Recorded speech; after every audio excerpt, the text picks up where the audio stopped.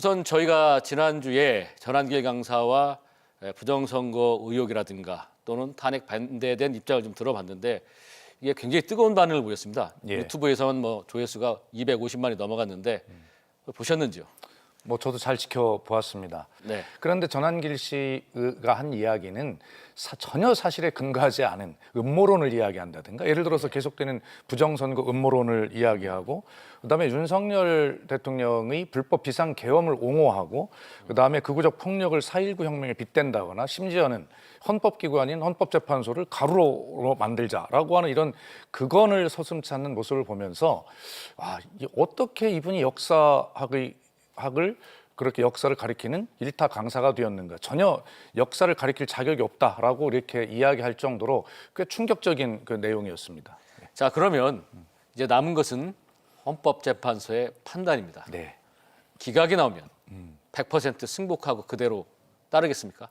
저는 예. 또 민주당은 이렇게 위헌과 불법 계엄을 저지르고 이렇게 한 대통령에 대해서 헌법재판소에서 기각 결정을 한다는 것은 저는 상상해 본 적이 없습니다. 이건 기각되지 않는다라고 하는 그런 확신을 가지고 있기 때문에 기각을 전제로 어떻게 할 거냐라고 하는 그런 것에 대해서 답변하는 것이 적절치 않다는 말씀을 다시 한번 드립니다. 아니죠. 이제 민주국가에서는 어떤 결과가 나와도 승복하겠다는 자세도 필요합니다. 기각이 나오는 것도 승복해야 그러니까 되고. 그런 자세를 말씀을 드렸습니다. 예. 드렸는데 지금 현재로 모든 국민이 지켜본 이 불법 계엄이 기각이 나온다라고 하는 것은 전제하지 않고 있기 때문에 그것을 전제로 민주당이 승복할 거냐라고 이렇게 물으시는 것에 대해서는 적절치 않다 질문이. 적절치 않은 건 알겠는데요. 어쨌든 어떤 결과가 나와도 승복을 하겠다는 게 민주당의 자세여야 되지 않겠습니까? 그리고 원론적으로 말씀드렸지 않습니까? 네, 승복하신다는 얘기죠.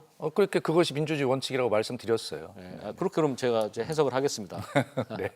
자, 그럼 민주당은 뭐 잘한 게 있냐? 지금까지 네. 국정 운영 과정에 예. 그렇게 협조했느냐? 네. 이를테면 뭐 검사부터 시작해서 장관, 국무총리까지 29번에 걸친 탄핵을 계속 해왔고 예. 이것이 어떻게 보면 민주당으로서도 회초리를 맞아야 될 대목 아니냐? 예. 그것은 윤석열 대통령의 주장일 뿐이지 그것이 야당의 모습이 아닙니다. 예를 들면 이렇게 보십시다. 그러면 예. 윤석열 대통령이 거부권을 행사하는 것은 몇 번입니까? 그것도 29번, 30번 됩니다. 그런데 국민께서 잘 아시지만 국회라고 하는 것은 타협과 상생, 협치의 산물이 되는 민주주의 장 아니겠어요?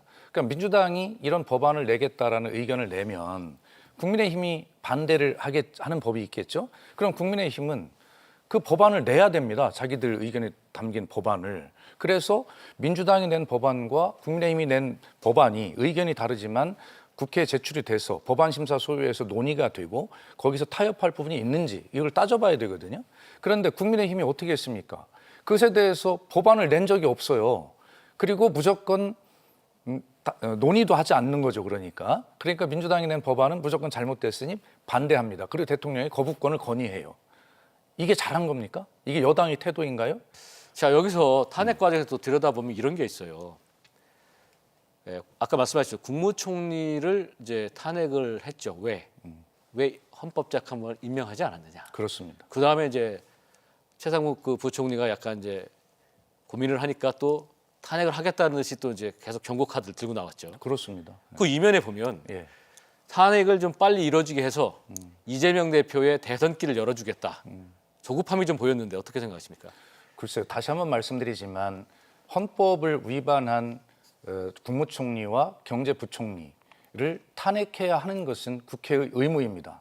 이 국회의 의무에 동참하지 않고 있는 국민의힘이 이 헌법을 위반하는 것을 지금 책임을 방기하고 있는 것이에요. 민주당이 심하다라고 하는 그런 말씀은 그들의 이야기일 뿐입니다. 민주당은 하고 있는 일을 하는 것이죠.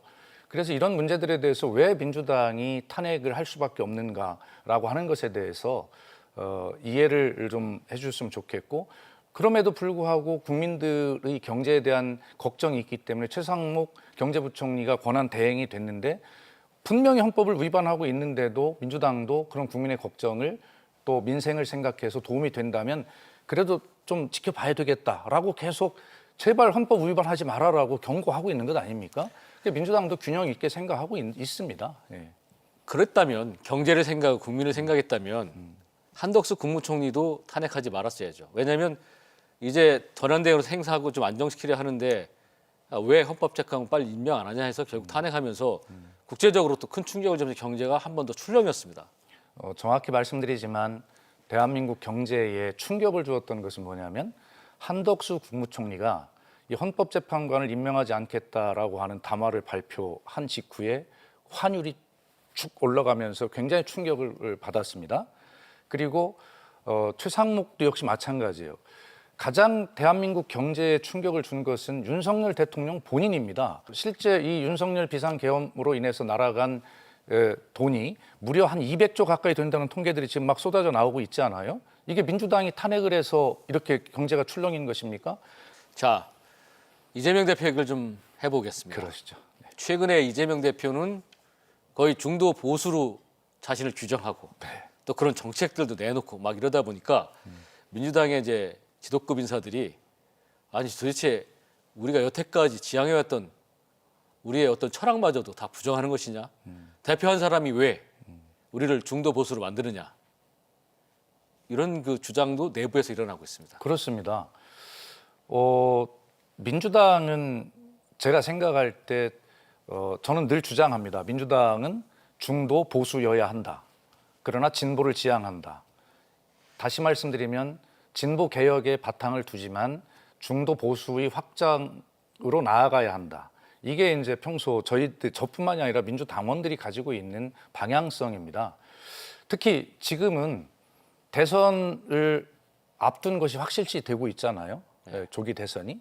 그렇다면 어느 당이든 이 대선을 염두에 둔 행보를 하지 않을 수가 없습니다.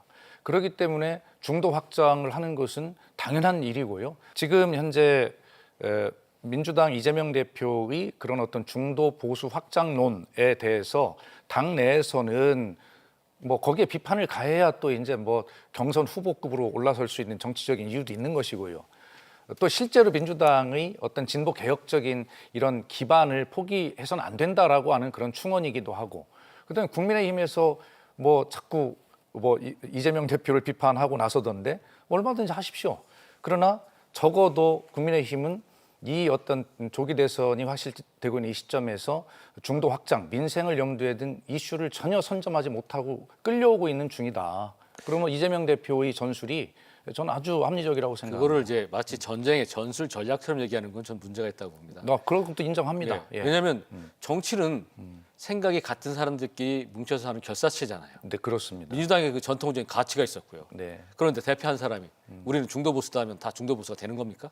그래서 이제 선거라는 과정이 필요하지 않습니까? 예. 그래서 국민들께서 지금 앵커 지적하신 대로 이재명 대표 믿지 못하겠어. 이건 선거 전략일 뿐이야. 그렇게 생각하시면 표를 안 주시는 거예요. 당선이 안 되겠죠.